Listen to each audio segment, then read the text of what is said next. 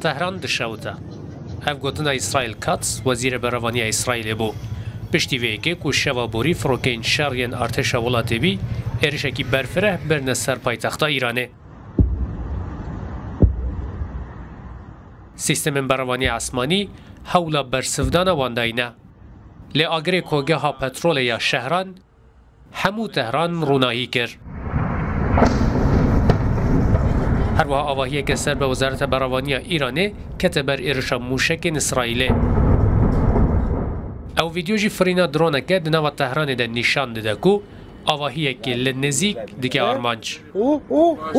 یه جا رو زدن. 25 خرداد ساعت 4:30 صبح.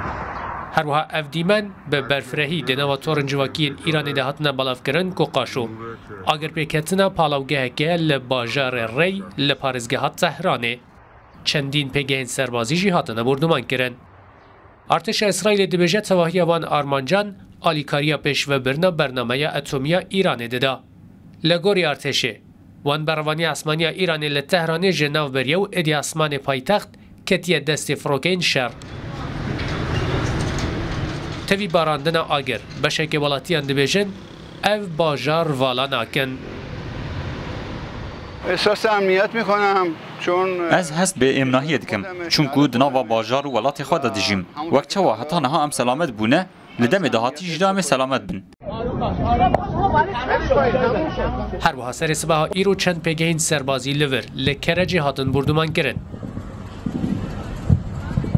کرمانشاه افدرجی باجار کرمانشانه که خاله هری نزدیک ایرانیه جه اسرائیله و صبح چند جه هاتن بردمان کرن.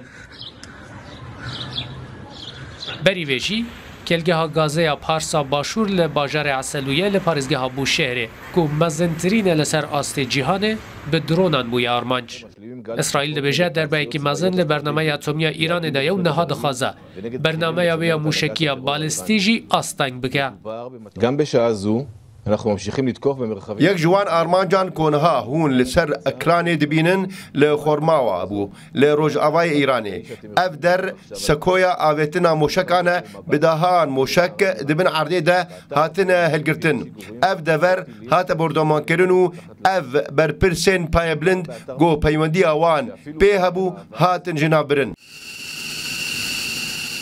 وکیت نشانه یک بو برفره بونه ایرشان ارتش اسرائیل هایداری ده خلک ایرانه در دور انسواهی بنکین اتمی و بنکین سربازی والا بکن.